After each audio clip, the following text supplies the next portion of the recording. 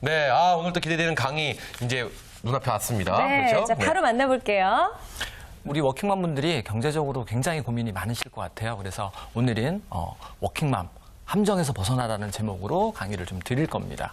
사실 우리 사회에 이제 워킹맘들이 굉장히 많으신데요. 이게 이제 우리 전체 가구의 한 40% 정도를 차지한다고 합니다.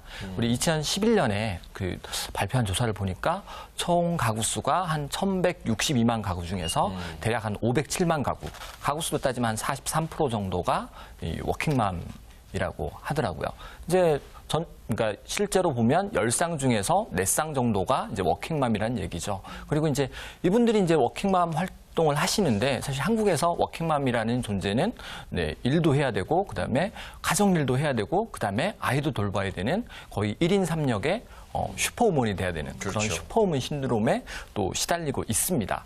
그리고 이제 이분들이 그러면 이제 경제적으로 사실 경제적인 목적이 가장 크긴 한데 실제로도 이제 그런 게 좀 나타나는 게 실제로 전체 워킹맘을 하는 이유, 직장을 다니는 이유의 한 66% 정도가 이제 경제적인 문제를 해결하기 위해서라고 하고요. 뭐 그다음으로 차지하는 게 이제 본인의 자아 이상을 실현하기 위해서. 요거는 전체적으로 따지면 한 10몇 프로. 복수 응답을 하면 한 두 번째 정도 차지하게 되고요. 그다음으로도 이제 보면 이제 워킹맘을 하지 않으면 우리 가정에 적자가 생기기 때문에 그래서 이제 전체적으로 이제 경제적인 문제가 가장 크다는 걸 좀 알 수 있습니다. 근데 네. 뭐 이렇게 경제적인 활동을 하고 있는데 사실은 이제 그러면서 이제 뭐 경제적인 문제가 어느 정도 해결되면 굉장히 괜찮을 수 있는데 사실 또 그렇지 못한 게 또 사실입니다.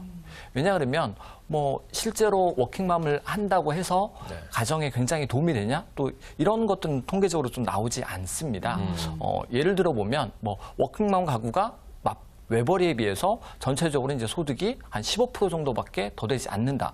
이런 얘기들을 많이 하게 되고요. 그 이유가 뭘까요? 네, 실제로 이제 이렇게 되는 이유들이 워킹맘들이 실제로 그 직장 생활과 가정 생활을 병행하기 위해서는 여러 가지 그 비용이 발생합니다. 예를 들어서 뭐 아이를 키워야 되니까 이제 아이를 어린이집에 맡긴다든지, 그 다음에 뭐 직장에서 왔다 갔다 하는 교통비 이런 것들도 좀 많이 들어가고요. 무엇보다도 이제 그 고정적인 지출들이 상당히 많이 늘어날 가능성이 있습니다. 이러다 보니까 이제 워킹맘이 가지고 있는 문제점들이 좀 발생하는데요. 경제적으로도 실제로 이제 2003년에 미국에서 이제 통계를 좀 내보니까 워킹맘인 경우, 그러니까 맞벌이를 하는 가정의 경우에 파산 위험성이 외벌이보다 훨씬 높다라는 그런 통계가 또 나오기도 이거 했습니다. 좀 이상하네요. 맞벌이를 네. 함에도 불구하고 파산할 위험성이 더 높다. 선희 씨 조심해야겠어요. 맞벌이 하시잖아요. 네, 기훈 씨는 좀 안전하시겠네요. 저는 파산은 안 되네요. 그렇죠. 네. 네, 기본적으로 이제 이런 이유가 생기는 건요. 일단 맞벌이 같은 경우는 이제 둘이 보니까 네. 그만큼 경제적으로 여유가 있을 것이다. 라고 생각하는 경우가 많고요. 네. 그러다 보니까 이제 평소 씀씀이가 상당히 커지게 됩니다. 네. 네. 그런데 사실 이제 지출에 대한 긴장감이 상당히 낮다라는 거죠. 그래서 이제 워킹맘 분들이 이제 어떻게 하면 올바로 돈 관리를 하실 수 있을지 네. 그런 얘기들을 이제 처음부터 좀 시작을 하려고 하는데요. 네네. 사실 이제 워킹맘의 돈 관리 가장 먼저 하셔야 될 것. 네. 가장 먼저 하셔야 될 거는 맞벌이에서 버는 돈. 그게 전부 다 나의 소득이라고 생각하지 마라. 네. 실제로 나오는 비용을 생각하라는 얘기입니다. 우리가 이제 한 달에 버는 돈 하면 이제 실제 버는 돈, 회사에서 200만 원을 번다, 300만 원을 번다, 이렇게 버는 돈들을 이른바 이제 명목소득이라고 보통 얘기를 하고요. 그 다음에, 실제로 내가, 쓸 수 있는 돈, 여러 가지 비용을 뺀 나머지, 그게 이제 가처분 소득이라고 하는데요. 네. 워킹맘의 경우에는 이런 가처분 소득이 상당히 낮습니다. 네. 사실 이유는 아까 말씀드린 대로, 자, 첫 번째. 아이를 키워야 되니까 육아 문제가 발생하잖아요. 그렇죠. 근데 이제 엄마가 다 돌볼 수 없으니까 이제 도우미를 쓰거나 돌보미를 쓰거나 아이들 유치원도 종일반을 보내고 이런 일들을 계속 하죠. 그러면 이러다 보면 이제 여기서 비용이 좀 많이 발생하고요. 그다음에 이제 아침에 아이를 이제 떼놓고 회사에 출근해야 되는데 사실 아이들이 어리면 엄마한테 잘 떨어지려고 하지 않거든요. 그렇죠. 그러다 보니까 이제 늦게까지 아이를 달래고 그다음에 정작 회사는 너무 늦어서 버스 대신에 택시를 타고 가는 이런 교통비들도 많이 발생하고요. 그다음에 또 한편으로서는 이제 어쨌든 가사와 육아를 병행해야 하다 보니까 실제로 집에서 음식을 할 수 있는 시간이 굉장히 적습니다. 이건 맞는 것 같아요. 네, 그러다 보니까 거의 외식을 상당히 많이 하게 되고요. 또 설령 집에서 해 먹더라도 이제 조리하기 좀 편한 반조리 식품을 이용하거나 아니면 이제 인스턴트 레토르트 식품. 그렇죠. 예, 이런 그렇죠. 제품들을 이용하다 보니까 기본적으로 이제 식비 지출이 굉장히 또 많아지게 됩니다.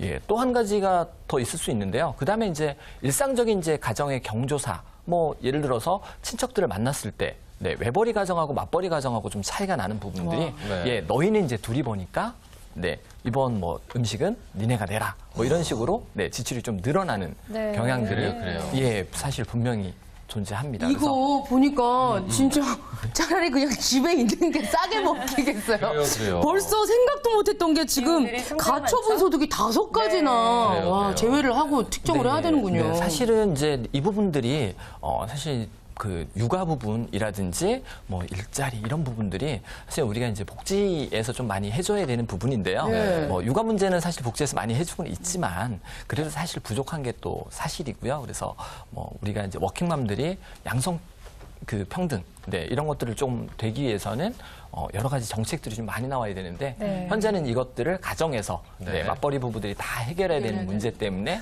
이런 문제들이 발생하고 있습니다. 그래서 그렇군요. 가장 첫 번째로는 네. 네, 한 달에 버는 것이 아니라 그 중에서 맞벌이 때문에 써야 되는 비용들을 계산하고 나머지 부분을 본인들의 소득으로 생각하셔야 됩니다. 네, 실제로 보면 뭐 한 달에 예를 들어서 500만 원을 버는데 아이들 때문에 뭐 육아 비용 이런 걸로 한 150만 원 나간다라고 하면 네. 예, 한 달에 350만 원 버는 걸로 네, 그렇게 하고 계획을 세우셔야만 실제로 지출 관리가 제대로 될 수 있습니다. 그럼 선생님 그러면요 네.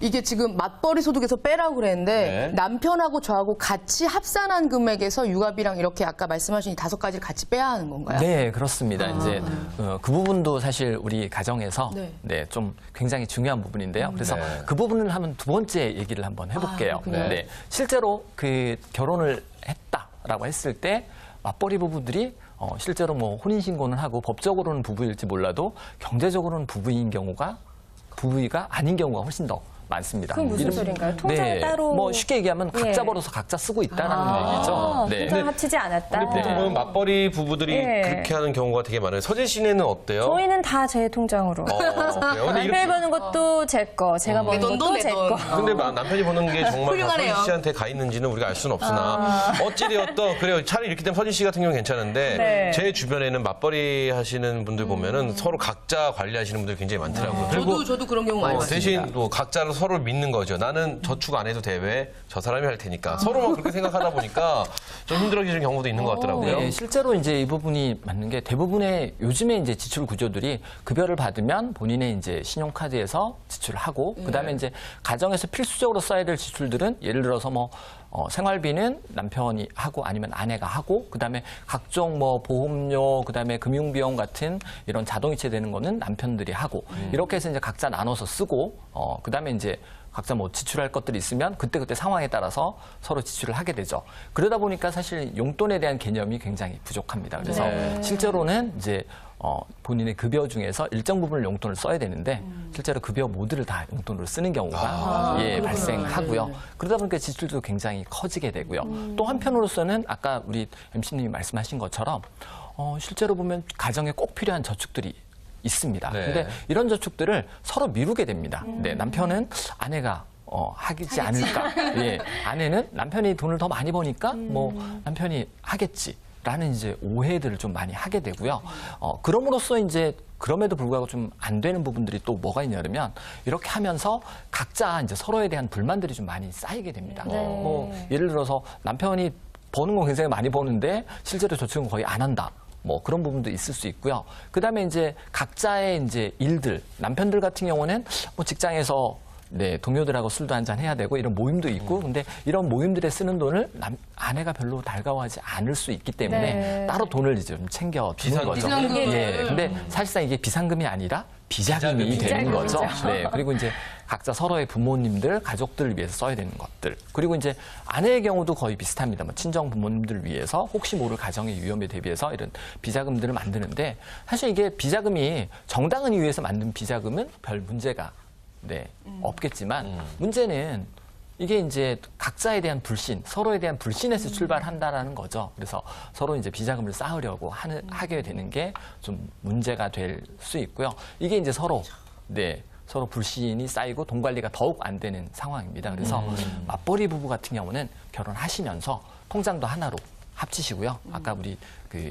서진 MC님 말씀하신 네. 것처럼 뭐 어느 한쪽에서 그건 이제 어느 쪽이어도 상관없습니다. 어느 한쪽에서 그 돈 관리를 하시고 그 통장에 돈을 다 모아놓은 다음에 각자 필요한 만큼 용돈을 나누어서 지출하시고 나머지 이제 지출 계획들은 부부가 같이 합심해서 재정 계획을 세우시는 게 굉장히 중요합니다. 그래요. 이 비자금 만들려다가 정말 새는 돈이 더 클 것 같아요. 그래요, 그렇죠? 맞아요. 비자금이니까 또 이게 또 공짜로 생긴 것 같은 느낌이 있거든요. 그러면 또 막 쓰다 보면은 네. 오히려 조금 더 뭐랄까 좀 낭비가 되지 않을까 이런 생각 많이 해봅니다. 네. 그다음에 이제 이 비자금 이외에 아까 이제 우리가 맞벌이 같은 경우는 이제 아이를 돌볼 시간이 많이 부족하죠. 네. 그러다 보니까 사실 돈으로 아이들의 그 미안함을 메꾸려는 경향이 있습니다. 그래서 절대 아이들에게 돈으로 보상해서는 안 된다라는 겁니다. 실질적으로 이제 우리가 맞벌이를 하는 이유, 사실 경제적인 이유, 그 중에서도 교육비가 가장 클 수 있는데요. 네. 그래서 맞벌이를 할 경우에는 이제 아이들에게 누구 못지않은 그런 것들 좀 해주고 싶어 해요. 뭐 옷이라든지 신발, 교육도 마찬가지고요. 그리고 일상적으로 이제 아이들하고 같이 지낼 시간이 너무 부족하기 때문에 항상 아이들이 이제 애정 결핍에 시달릴 수도 있고요. 이러다 보니까 이제 그런 미안한 감정에서 돈으로 보상하려고 하는 심리가 굉장히 많이 작동을 합니다. 네. 근데 사실 이게 굉장히 좋지 않은 게요. 우선은 아이들에게 금전적으로 보상한다. 이거 자체가 아이들 교육에 굉장히 좋지 않습니다. 그러니까 뭐 아이들 입장에서는 엄마 아빠가 언제든지 내가 좀 뭐 떼를 쓰거나 뭐 이럴 경우에 돈을 받을 수 있다. 엄마 아빠가 이제 언제나 돈을 줄 수 있는 이런 사람으로 또 생각할 수도 있고요. 네. 또 한편으로는 이렇게 이제 맞벌이 하면서 아이들 키우는 비용이 워낙 크다 보니까 다시 교육비가 나왔을 때 정작 중요한 교육비들, 그러니까 예를 들어서 아이가 고등학교, 대학교 이후 이제 상급 학교를 지나겠을 때 정작 필요한 등록금 이런 것들은 정작 준비가 안 되는 경우가 그렇죠. 굉장히 많습니다. 사실 엄청난 목돈이 필요하잖아요. 우리나라에서 대학 그렇죠. 우리나라 가려면. 등록금 너무 네. 비싸고요. 또 그리고 또 학원 그렇죠. 학원들도 사교육비. 사교육비도 어마어마하고요. 그렇죠. 근데 아까 전에 또 이제 맞벌이 분이 파산할 위험성이 더 높다고 했으니까 이렇게 어릴 때부터 돈으로 길들여놨다가 나중에 어떻게 될지도 모르는 거잖아요. 네, 돈 관리에 대한 부분이 있기 때문에 사실 이제 맞벌이 가정에서는 특히나 이제 아이들 교육도 굉장히 중요한데요. 이 부분은 다음 기회가 있으면 한 번 더 얘기를 할 수 있을 것 같고요. 네.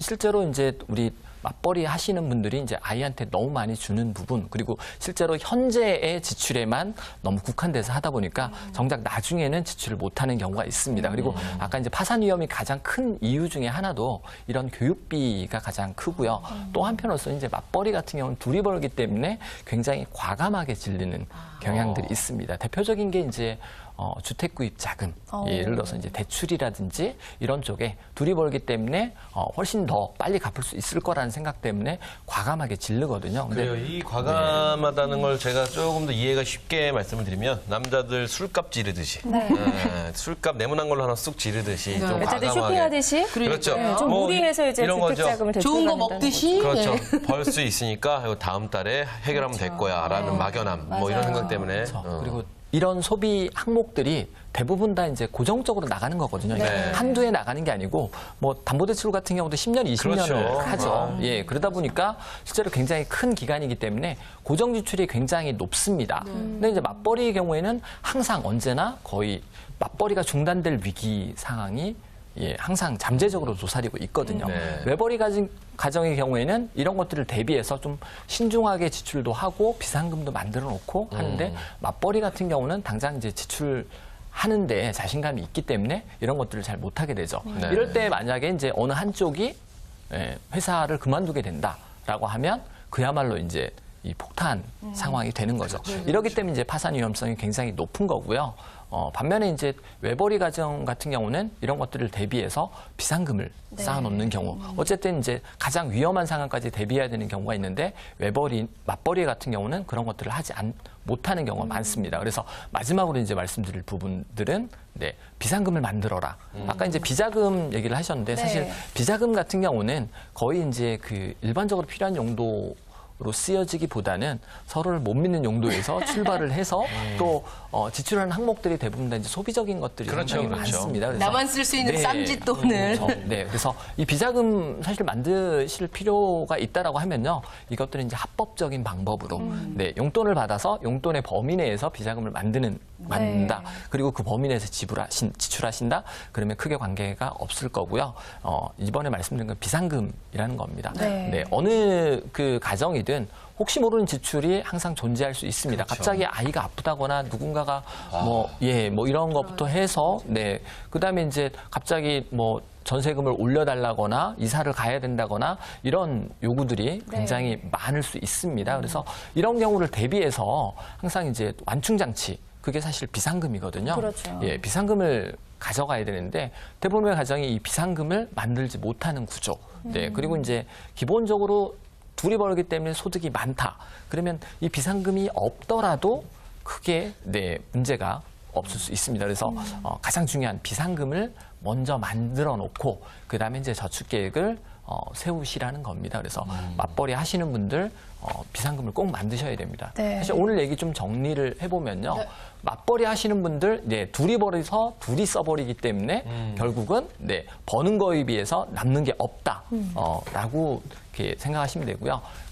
이 문제를 해결하기 위해서는 가장 먼저 얼마 벌고 얼마 쓰는지 정확하게 파악을 하셔야 된다. 네. 그리고 그 중에서 맞벌이에 필요한 항목들, 뭐 육아비라든지 아니면 뭐 교통비라든지 미용비 이런 항목들은 맞벌이 소득에서 빼고 나머지만 가지고 생각을 하셔라. 그다음에 아이를 위해서 너무 많이 지금 지출하는 것들 이런 것들은 좀 자제하고 장기적으로 앞으로의 쓸 돈에 대해서 준비를 하셔라.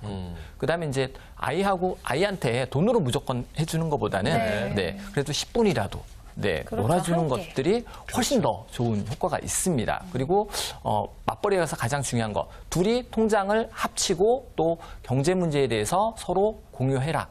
그다음에 가장 중요한 것, 네, 비상금을 만들어라. 네, 비자금이 아닌 네. 비상금을 만들어라.